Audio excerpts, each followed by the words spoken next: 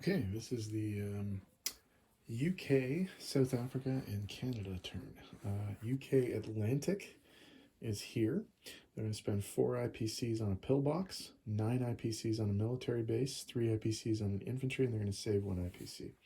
In the Pacific, they're going to spend 10 IPCs on a tank and a mechanized infantry, and 7 IPCs on a transport.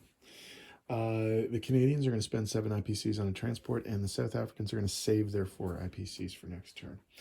All right, all of the combat is actually in the Mideast. So let's have a look at what's happening over here. So a cruiser and a transport ship are going to sail from Sea Zone 98 to Sea Zone 81, pick up the infantry and artillery, and swing around this way and attack Iraq. To support that attack, the South Africans are sending an infantry and an artillery as well. And then over here, this this Far East Command infantry is going to take Eastern Persia. And the infantry and artillery from here in India are going to swing over and try and take Persia. That attack will be supported by a cruiser as well. So again, only 3 attacks right now, all in the Mideast, to see if they can try and consolidate that. In this version of the game, all 4 of the Mideastern countries are pro-Axis rather than pro-Allied. So we will see how that plays out. Oh, sorry, there are some additional forces.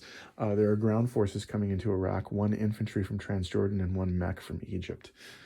So we'll set up the board for those and start rolling some dice.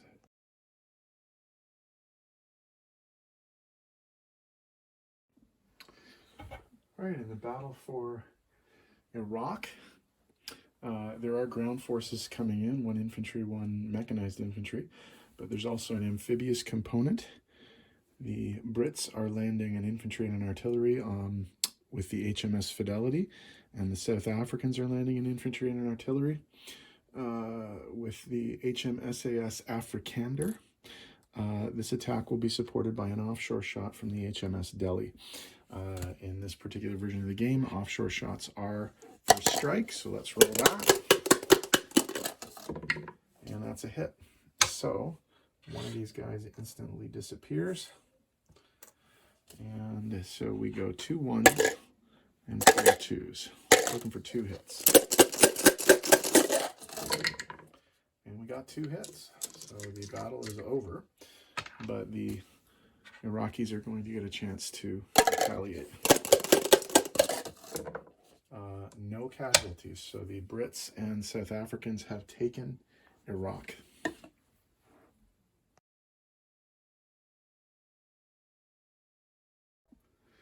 Okay, for the amphibious landing in Persia, the Far East Command forces are bringing in on the HMS Empire Arquebus an infantry and an artillery, and there will be an offshore shot from the HMS Newfoundland. So the offshore shot first. Hit. So that means one of these guys is killed instantly. And we just have to kill the other guy. We do so. But he gets to shoot back and misses. So the Brits take the territory with no casualties. Okay, let's talk about non-combat. The Canadians are going to move everybody east. So the guy in Alberta is going to move to Ontario. The 2 guys in Ontario are going to move to Quebec. And the infantry and tank in Quebec are going to get on the transport and move to Sea Zone 109 and offload into the United Kingdom. The transport that is in Sea Zone 109 is going to move to Sea Zone 106 off the coast of Canada. And the Scottish forces, 2 infantry and 1 fighter, are going to move south into the UK proper. Okay, naval movements. This destroyer is going to swing around to Sea Zone 92 as is the cruiser there. All of the forces in the Eastern Med are going to move. C-Zone 98 and C-Zone 96 are going to consolidate in C-Zone 92 as well. Down in Alexandria, all but one of the infantry, so one infantry, one mech, and one artillery are going to move into Egypt. And then way down south there in South Africa, the guy in West Africa is going to move into South Africa. The guy in Rhodesia is going to move into South Africa. And the mech is going to move 2 spaces forward to the Belgian Congo. The South African destroyer is going to move up to C-Zone 80 to support the rest of the fleet there. In the Pacific, the destroyer in 39 is going to move to 80 and support the rest of the fleet there. The battleship in 37 is going to move to 39, and all of the forces in India are going to move forward into Burma, and the 1 infantry in Shan State is going to move into Burma as well. So there will be a fairly substantial British, Canadian, and South African force in Burma. Okay, as soon as I tidy up the board, we'll come back. Oh, sorry, there is one more Canadian movement way over here in BC. The 1 BC infantry is going to move onto the transport, and the Canadian transport and destroyer are going to move south through C-Zones 10 and 11 and end up on the other side of the board in C-Zone 64, just in front of the Panama Canal.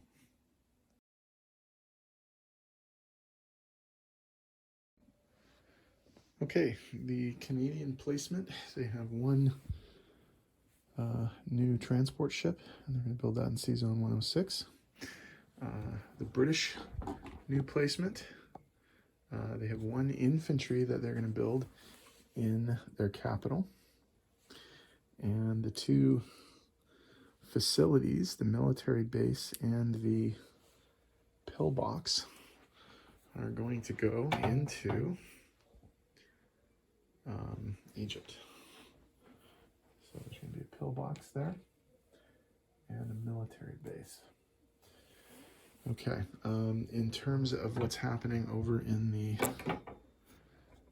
Pacific side of the board, the new transport is going to be built there, and the tank and mech are going to be built in India as well.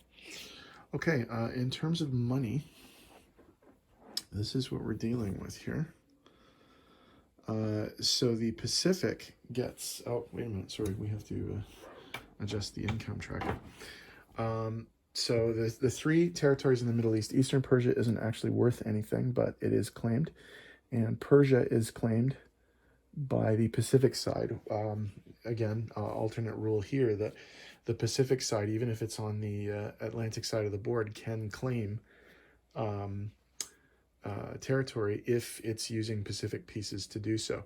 The other option here was I could have done this for South Africa, but I decided to do it for UK Atlantic. So UK Atlantic and UK Pacific are both going to go up 2. So both of them were at 17. Both of them are going to go to 19. Okay, so in terms of income, UK Pacific has 19 IPCs. UK Atlantic has 19 IPCs. They do have 2 bonuses, however. They have a bonus for having all of their original territory, and they have a bonus because Malta, Crete, and Cyprus are allied or pro-allied. They also saved an IPC from last time, so UK Atlantic is going to get 19, 22, 25, 26 IPCs. Canada collects 7, and the South Africans saved 4 IPCs, and they're going to get another 4, so they will have 8 IPCs to spend next turn. So just tidying that up. Okay, so that is the UK Canada and South Africa's turn. The Anzac, the Dutch, and the French are next.